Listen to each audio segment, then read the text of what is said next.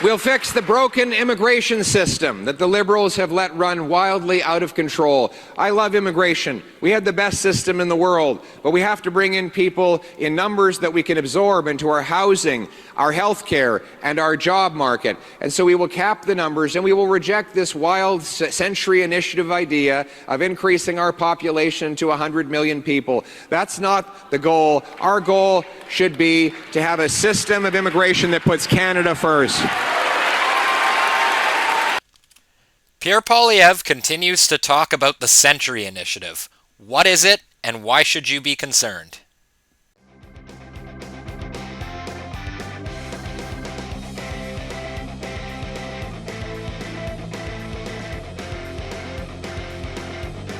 What's up, everybody? Welcome back to a brand new episode of Jonny Says So. Episode 37, Pierre Poilievre versus the Century Initiative. But before we get right into it, if you're new here, please consider hitting the subscribe button. Not only will it help me grow the channel, but it will also help you stay informed and in the loop of everything I'm doing. So Pierre Poilievre has been talking a lot recently about the Century Initiative. And if you don't know what that is, it is essentially a lobbying group with the stated goal of increasing Canada's population from our currently approximately 40 million people up to 100 million people by the end of the century. Now, how it plans to do this, of course, is through mass immigration, predominantly. Now, I don't want to be one of these people that fearmongers about immigration in general. People on the far left have this ability to attack anybody who questions these policies as some sort of racist or unwelcoming to immigrants, which couldn't be further from the truth. I think that not only do these policies hurt Canadians that were born here, but it is also not beneficial to the immigrants themselves. They're victims here too, guys. Don't forget that. Articles like this are becoming far too common after our unsustainable levels of immigration. How Canada is turning from a dream destination to a nightmare. Rising number of new immigrants hate it here, want to go home. Media in India is now broadcasting segments about how the Canadian dream is a nightmare. International students are coming to Canada dreaming of a better life. Many are leaving disillusioned and in debt. Indian migrants drive surge in northern U.S. border crossings. That's right. A lot of them come here legally through our temporary foreign worker program, and they get taken advantage of by Canadian companies who pay them shamefully low wages, and then they decide to take the risk and cross over into the United States illegally. In very large numbers, actually, guys. So far this year, U.S. Customs and Border Protection agents have had nearly 20,000 encounters with migrants between port of entry on the northern border. That's a 95% increase from last year. Now, Pierre Poilievre was in Trenton, Nova Scotia just this evening, where he spoke about the Century Initiative again. Not only will things get worse not only will things not get better if you don't vote, they'll get a lot worse. Look at the mess we're in after the lost Liberal decade. Everything costs more. Food prices have risen 37% faster in Canada than they did in the United States over the last 5 years, while Mark Carney was Justin Trudeau's top economic advisor. Housing costs have doubled after out-of-control immigration and money printing extremely goosed the demand, while government bureaucracy blocked home building, in other words, stopping supply. Imagine, if government subsidizes the demand for something and then blocks the supply of that same thing, the laws of economics dictate that it's going to become extremely unaffordable. So, the major causes of this were the immigration minister and the housing minister. And it turns out it's the same guy. One guy. Right. So Sean Frasier, as the immigration minister, increases our population growth by literally 200% to 1.3 million people, in a time when we're only building about 200,000 homes.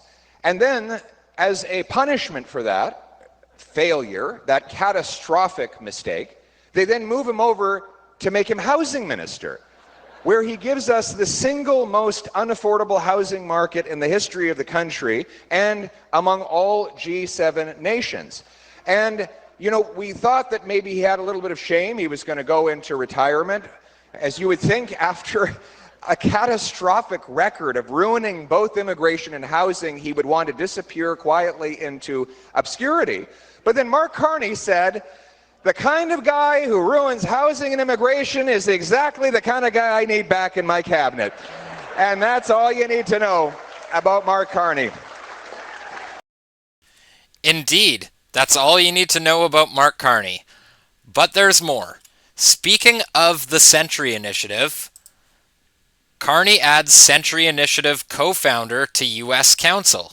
The Century Initiative, co-founded by Mark Wiseman, calls for a massive increase in Canada's immigration levels with the ultimate goal of bringing the country's population to 100 million people by the end of the century.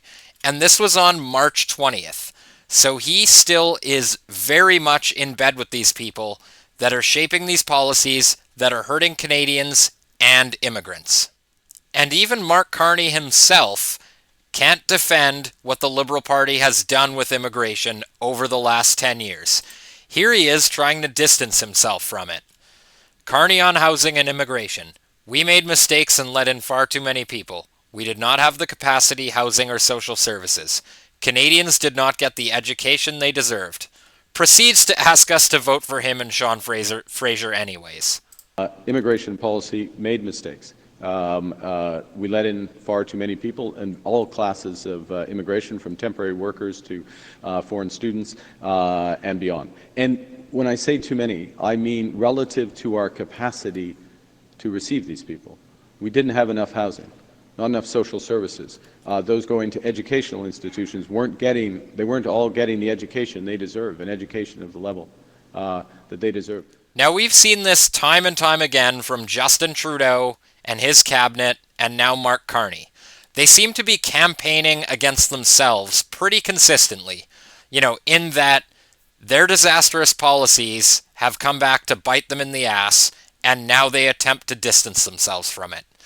It's really fascinating to watch.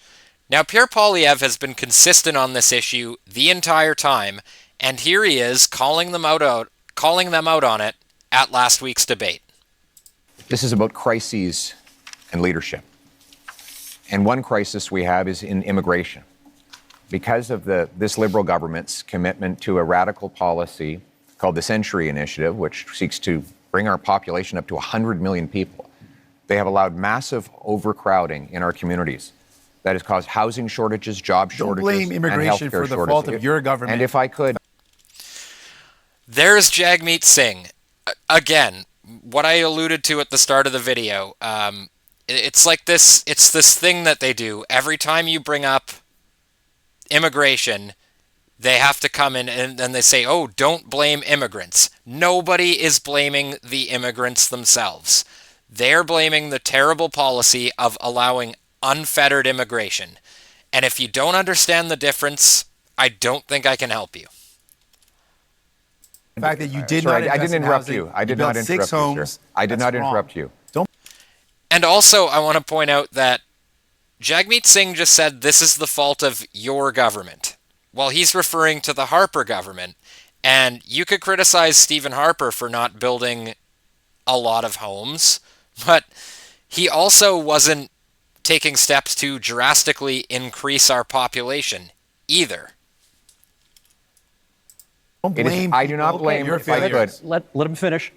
I do not blame immigrants. I blame the Liberal government, which brought this policy on. And Mr. Carney wants to continue with the Century Initiative. This is crazy.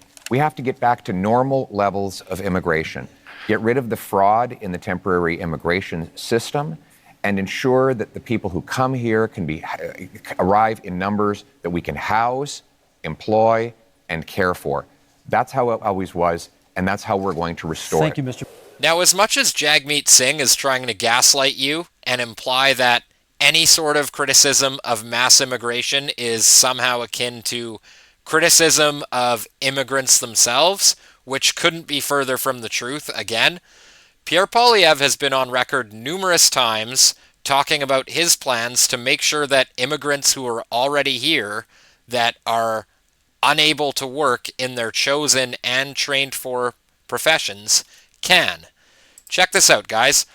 20,000 doctors, 34,000 nurses, one common sense solution.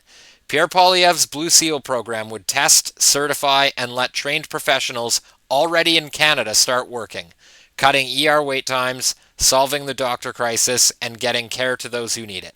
We have the problem we have is that immigrant credentials aren't recognized in Canada. We have these occupational licensing bodies that shut out newcomers or even Canadian-born kids who get trained abroad. We've got 20,000 immigrant doctors, 32,000 immigrant nurses that can't work. 85% of Filipino nurses cannot work in nursing in Canada. In the States, they take an international exam and they can get working within a few months. Here it's 7 or 8 years, but you don't have 7 or 8 years. You have to pay the bills. So then they end up taking low wage work and they never ever get their profession back. And meanwhile, we have shortages of these very professions, particularly in healthcare. So we have an obvious solution, which is to set up a Blue Seal standard, which is a skills-based test to show that they can live up to our standard.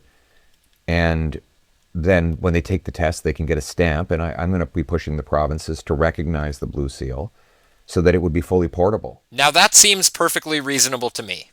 And it seems like we have a big choice to make in less than a week's time.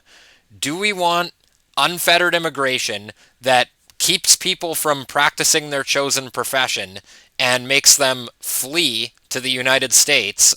Or do we want a more common sense approach to immigration and get back to the old Canada that people were actually excited to be a part of? And that's my show for tonight, guys. Let me know what you think down in the comments. What do you think of Pierre Poilievre's response to the Century Initiative? And I'd like to remind you again to smash that like button and subscribe to the channel. And as always, I'll see you in the next one. Peace.